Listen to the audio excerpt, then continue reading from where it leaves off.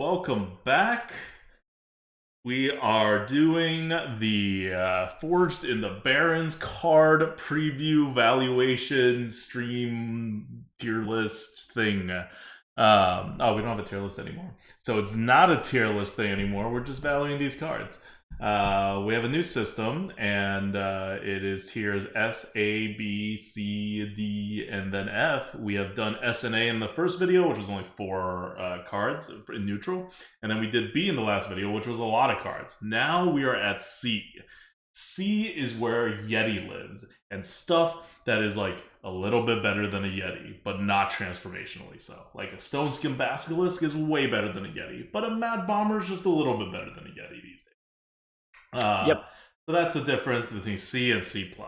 Yeti is the very bottom of C, so like technically things that you would consider worse than a Yeti, even something like Croc, would be a D+. So think of it that way. Like things we put in this tier, especially in C+, are going to be better than a Yeti, but they don't rise up to the level of any of the stuff that we talked about before. I think one of the weakest cards that we talked about before on that we put in the B tier was Injured Marauder, right? That's an evil heckler with a little bit of healing upside. The 4 mana 5/4 with taunt. So that's probably the lowest level of Bs. And so all of these cards that we're going to tell you is C plus is going to be, we think, worse than that card. I think that's a good way to think about it. Okay. Let's get it going. We're going to be talking about the C plus cards. The first C plus card that we're talking about is Hecklefang Hyena. Hecklefang Hyena is a 2 mana 2/4 beast battle cry. Deal 3 damage to your hero. Before I give any analysis, I'm going to say this is one I strongly disagree with. This is one that we fought about, and I gave in at the end because whatever, man. It's a hyena. I don't really care if it's like a C or a C plus. I personally do not think this is a C plus card, mainly because yes, it is overstated, but that face damage, as we said before, matters a lot more. So in my opinion, this is a C, and not even like a super strong C. But you really wanted a C plus. I like this as a C plus. I like my Flame Imps, and this is not even necessarily a Warlock. 3 damage is not the same as 5 damage, right? You guys played with Pit Fighter. You guys played with Flame Imp. Flame Imp is workable. Pit Fighter, you feel it. Because it's almost double the amount of damage to yourself. And 2/4 takes care of all the 1-drops, which is really, really important. So if the meta moves in a way in which people are just doing 3-drops and don't care about 2s and definitely don't care about 1s, yeah, you're not going to take a Hecklefang Hyena. But these days, there's plenty of decent 1-drops. Everyone has 2-drops. So if the meta continues along that way, a 2/4 is very good. It is the stats that you want on a 2-drop. Maybe you want a 3/3. But really, like a 2/4 is what's going to kill all the 3/2s. It's going to trade evenly with the 2/3s, but really you have the advantage there if you could just get a ping in somewhere. And late in the game, 3 damage is not going to kill you. I will take 3 damage to get a little extra stats. I will take this over a Yeti. That's what ends up happening with the Hecklefang. I'll take a Flame Imp over a Yeti. I'll take a Hecklefang over a Yeti. Here, I don't know if I take it over Yeti. And Yeti is low C. Mm-hmm. So I think I would take a Yeti over this. So like, yeah, this is bottom of the barrel C for me. Which means our internal scores are actually like a decent amount apart on this. You really like this. I just think we've seen this before, like a slightly overstated 2. Yeah. And with how much I value face damage these days, I can't see this being that good. I just can't. But yeah, who knows? I could be pleasantly surprised. I mean, we have seen this before as a 2 mana 2/4. I forgot what the card is called. It's the one that gives +2 spell damage, that doubles the spell damage on both sides when applied to minions. And that, I mean, yeah, that's obviously a better card than this. We would rate that card like a B, like a solid B, rather than a potential C plus or whatever, because it has an upside rather than a downside, right? But this is not that big of a downside, and that is not that big of an upside, and it works as a 2-drop quite well. And it also has the same thing. Like, I remember when we rated that card, We initially rated it higher. We dropped it a little after. I think we initially came out with it at what would be a B plus, and we eventually dropped it to a B. But the idea is the same, right? Like you think about, oh, you just can't play it later on or whatever, and it's just a 2-drop. If you can't play it later on, you can't play it later on. It's not the biggest downside, but it has the potential to lock the board on 2, which is about as good as you can ask for a 2-drop. All right. The next C plus card that we have is the Horde Operative. Okay. Horde Operative is a 3-mana, 3/4 battle cry. Copy your opponent's secrets and put them into play. You're going to see this a lot. No pun intended with the see this a lot. C plus tier. I'll be here all week. No, I won't. You're going to see a ton of 3-mana, 3/4s with slight, and by slight, I mean not the effect. The effect is huge. But like very rare niche applications. So a 3-mana, 3/4 is already pretty good. It's quite good. And when it hits, it is huge because you're gaining knowledge of the secret and then you're putting it into play yourself. So the swing is ridiculous, significantly overcosted, and you get that knowledge. It's just not going to go up off that often. So it's a C plus. Yep. I have nothing to add to this. I think it's a pretty obvious C plus if you think Yeti's a C. Right. Okay. Next we have Spirit Healer, which is a C plus for Priest and Paladin. All right, let's find Spirit Healer. Healer is 4-mana, 3/6. After you cast a holy spell, hence the Priest and Paladin part, give a random friendly minion +2 health. So it's well statted for a 4-drop. I think you'd rather have a 4/5 than a 3/6, but it's pretty close. And you have that little bit of upside. +2 health on the random minion is potentially not all that random if you have something already on the board. You can kind of control where it goes most of the time, but +2 health is also not like the huge game changer when you're already at the 4 mana, which in reality would be 5 mana because you're not casting any spells on this if you play it on curve. So it's really a function of this kind of comes out a little too late, so that even if you do hit the synergy, which is not that hard to hit, it's not a huge synergy, right? We're in the little bit better than a Yeti territory. A little bit better than a Yeti. Yeah. So remember, this is C plus for Paladin, Priest. It's just, it like we're differentiating here. Yeah. Like we're at the point, like you see these cards, right? These are not cards you're super happy to have in your deck, but you're okay with them, right? That's how you kind of feel about Yeti. Mm-hmm. Like it's one of the like lower half of your cards, like a below average card in your deck, definitely. But you're like, this is fine, right? My other cards will make up for it. This is fine. Yep. Okay, next we have Gold Road Grunt. Gold Road Grunt. Ugh. Tongue twister here is a 5-mana 3/7 that has taunt.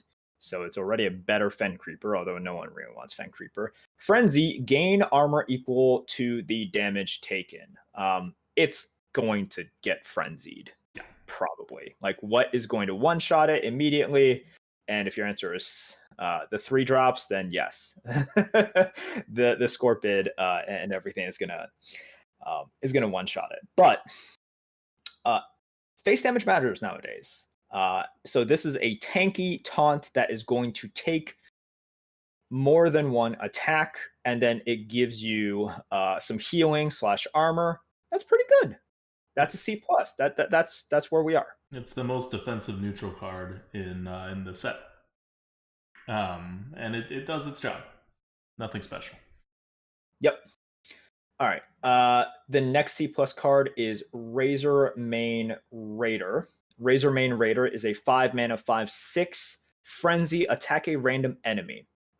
So it could attack face. It could attack an enemy. It's a pit fighter with pure upside. That is exactly what... ? Pure upside. No, pure upside, because it can go face. Don't correct me on that. No. I mean, you may not want it to attack a random thing. No, I definitely want it attacking face. All right. You have no idea what you're talking about. Okay. So that's really where we are with C+. That's like the theme of C+. If we were to rename C+, something, it's vanilla stats with slight upside. So that's what we're seeing here. Yep. This is actually like a pretty, like, when you start playing with this card, you'll realize you have to think a lot. Yes, it is a thinking card. It really is, because you have to figure out the odds, you have to figure out the attack order. There's a lot of things going on here, and the worst part is it's not all positive. It's more annoying than it's worth for the upside. I would almost rather it just be a pit fighter. Okay. Next we have a legendary card, and I see someone in chat is like, wait, you missed this card. Guys, you missed this card. We didn't miss it. Legendaries are actually later on. So if you're just like, wait, they're going by mana and they missed it, legendaries are always at the end. Don't worry. We have Mankrik, I don't know. It is a 3-mana 3/4 legendary minion battle cry. Help him find his wife! ! She was last seen somewhere in your deck. So basically, you're shuffling something into your deck, and then once you draw the card, because you find his dead wife, this is pretty dark. This is like really pretty dark. Uh-huh. And then you summon a 3/10 minion who immediately attacks the enemy hero, which is good. This is, once again, huge vanilla stats for potentially huge upside, but it's not super likely to get it. Although it's, you could definitely get it. So can you have Mankrik and Mankrik consumed by hatred on your board at the same time?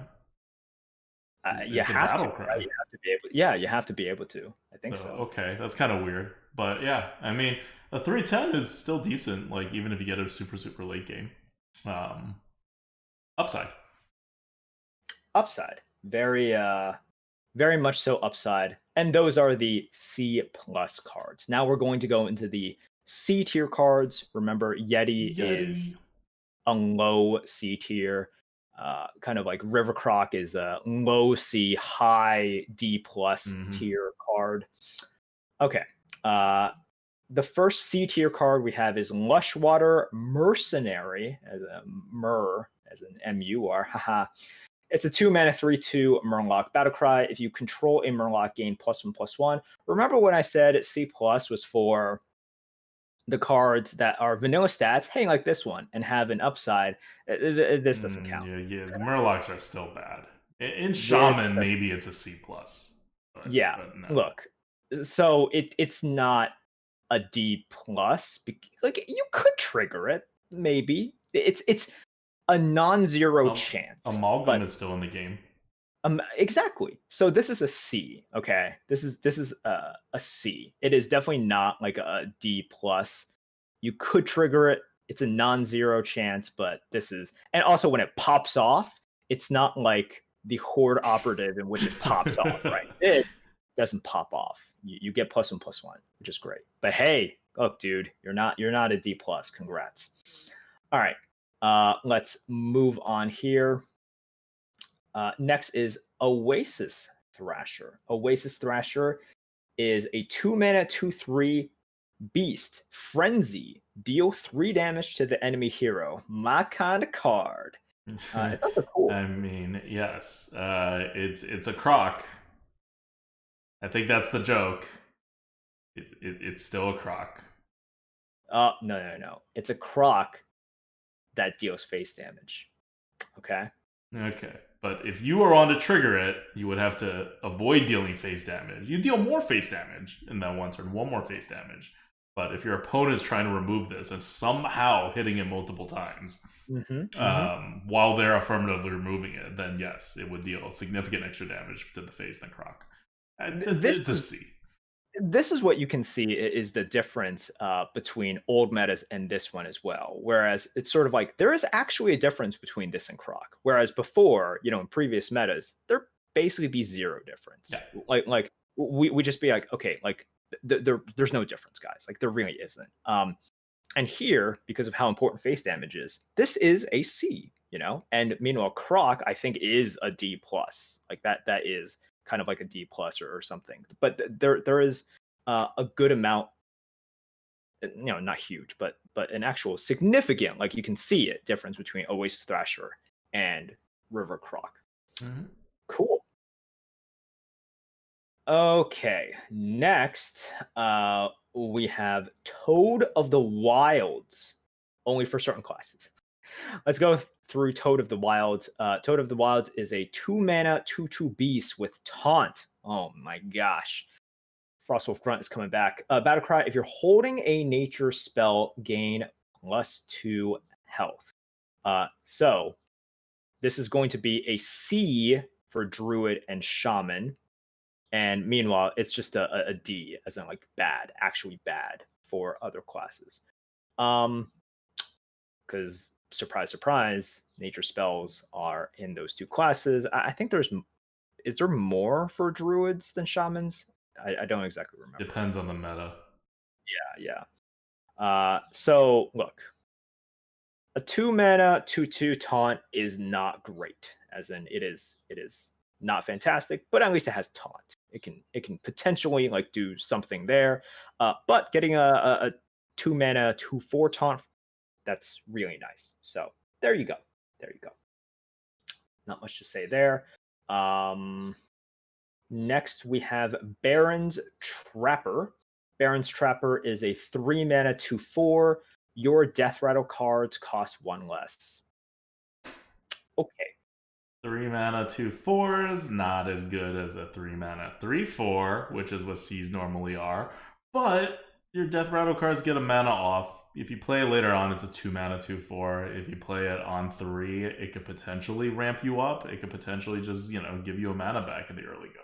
So it's got enough upside that we think it's like pickable. I didn't think this is a D plus, but this is for me also a low C. Yeah, I'll definitely. This is definitely a low C. Yeah. So, and it's relevant enough. It's not super relevant, obviously, but I think it's a little bit more relevant than people think it is as well. So that's why it is where it is. If you want to say it's a D plus, sure, I'm fine with that too. Next is Crossroads Gossiper. Crossroads Gossiper is a 3-mana 4/3. After a friendly secret is revealed, gain +2/+2. Look, remember, we're doing this for like neutral classes, and if you somehow have like a secret deck, this could be better. But like the no, secret has to be revealed. So somehow you already have to have a secret on the board. Then you play it. Then the opponent has to actually trigger that secret while this thing's still alive. Yeah. It's not really going to happen. Yeah, probably not, but whatever. You are going to get some instances, maybe if you try to set it up or in certain decks where you get the value, great. It's a C card. Next C is Death's Head Cultist, which is a 3-mana 2/4 taunt Death Rattle. Restore 4 health to your hero. It's decent. Well, we've seen 3-mana 2/4 taunts before in previous metas. It was okay-ish. Mm-hmm. I think this is like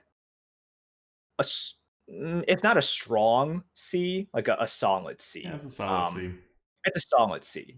Like we don't need to differentiate it. Like I actually don't want to be so specific, but yeah, for me, I'm just like, okay, this is fine. This is fine. So for those naysayers out there who are like, no, that's a D plus or that's a C plus, like I do want to say for some certain things, I think we're closer than you might think we are. Like, it's not when you say like, oh, this is a D plus instead of a C. Wait till we get to D pluses and tell me which cards you would put in the D plus category above the card you want to drop down to a D plus. Because if you're just saying like, oh, well, this should be a D plus, but it'll be the best D plus instead of being the worst C card, then you're just drawing an arbitrary line, right? And you're arguing where we should put an arbitrary line, and with no actual differences in how good we think the cards are. Mm-hmm. Okay. Next. All right. Once again, this is where Ratchet Privateer is for the non-weapons classes. Just a reminder, and then we're gonna finish off with Blade Master Samuro or Samuro. I don't know. This is a 4-mana legendary. It is a 1/6 rush frenzy, so it has to survive damage, but it has a decent chance of it because it has 6 health. Deal damage equal to this minion's attack to all enemy minions. What you're looking at is like a grievous bite that leaves a body. Yep. Maybe, probably. Yeah, it'll probably leave a body. Yeah, and it'll probably leave. It's better than a grievous bite. It deals all instead of dealing it to 3. But it's kind of close to a grievous bite. It's kind of close. So it's good. Does it do enough? I don't think it does enough for it to be amazing. I just think the effect is a little bit small. Yeah. It's nice. If you need small AoE, this gives you small AoE. But yeah, like it just doesn't deal enough damage, I think, to put it any higher. Arcane Explosion was okay. That's probably a C tier card too. And that's 2 mana for the same effect. Except here, you deal 1 more damage to the target of your choice. Okay, maybe we allow this to be 3 mana now.